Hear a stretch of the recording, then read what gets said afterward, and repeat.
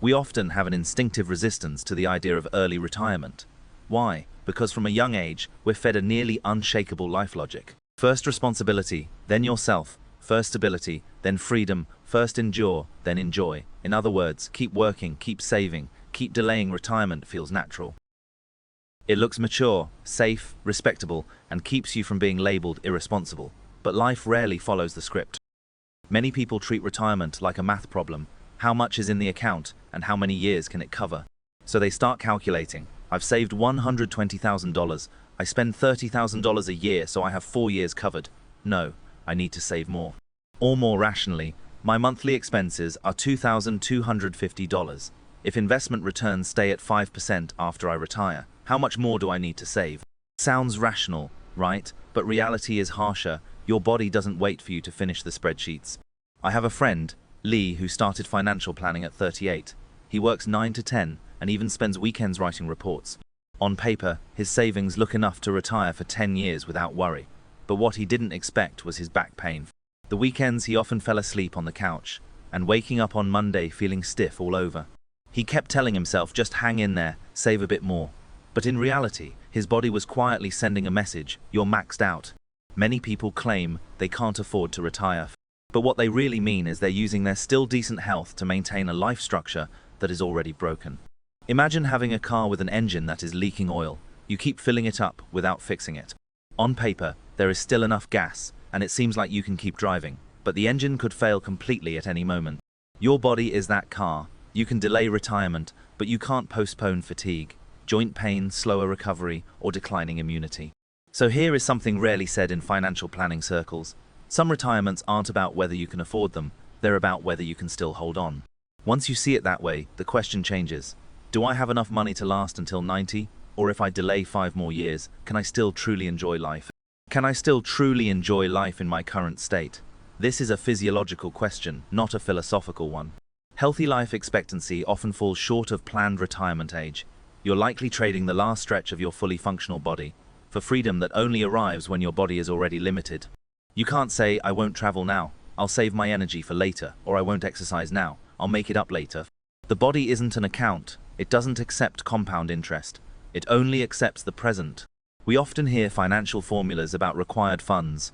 Annual spending times years divided by investment return rate. Sounds abstract and formulaic. So let's make it relatable. If you spend $30,000 a year and plan to retire for 20 years, you need $600,000. On paper, that seems safe, but you're overlooking one thing. If your body can only sustain a high-quality life for 10 years now, the extra savings won't help when your body fails, when it no longer allows you to travel, exercise, or fully experience life. In other words, money can buy services, but it can't buy time or energy.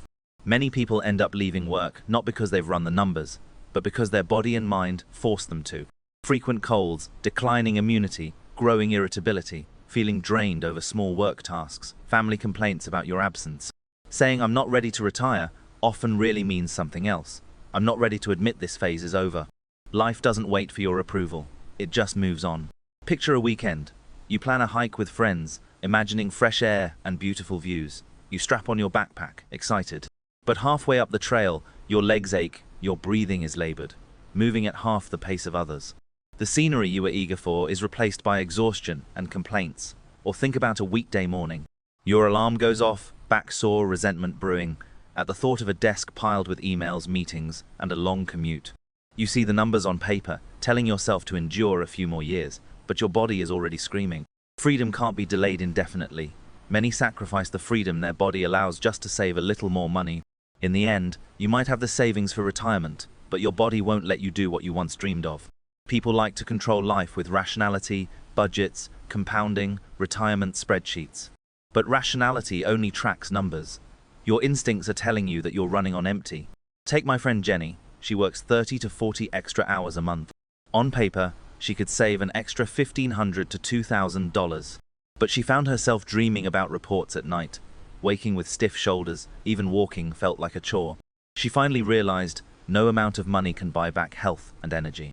Retirement doesn't have to mean stopping work overnight. It can take many forms. Slow down, move from full-time to part-time work, still earning, but keeping control of your life. Change income streams, freelancing, consulting, pursuing passion projects, spend energy on what truly matters. Lifestyle adjustments, reduce commuting, tweak routines, reorganize daily life. Invest in interests, hobbies, exercise, travel. Trade energy for experiences, not just money. It may not seem financially optimal in the short term, but in the long run, it is the only way to preserve control, health, and mental well-being. Many focus only on money, ignoring the true cost to body, life, and mind. For example, you spend $2,250 a month, but commute 2 hours daily, work 10-hour days, and handle weekend chores. On paper, your spending is modest, but the real cost in time, energy, and physical toll is huge. If translated into life value, you might be spending $80 to $100 per day of energy. Over years, that is far costlier than saving a bit more money. You don't need the perfect number to leave a path that is slowly draining you. What you really need is just honesty. Some bills, if not paid now, will eventually be settled by your body. Your body doesn't accept installments. If you sense that another year of delay will cost you more than time, if what you truly crave isn't a higher account balance, but a slower, fuller life, then it is not that you can't afford retirement. It is that delaying it has already cost you too much.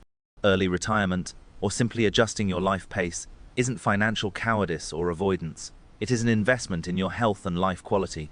You can't indefinitely trade future numbers for present energy and freedom. Body, energy, and mental state are your most precious capital. Once depleted, no amount of money can restore them. So ask yourself a realistic question. At my current pace, what state will I be in? When I reach that safe point, retirement isn't an end, it is an active choice in how you live. It may mean slowing down, changing income sources, or reorganizing your life rhythm. Whatever the form, it puts the human being back into the equation, not just numbers and formulas.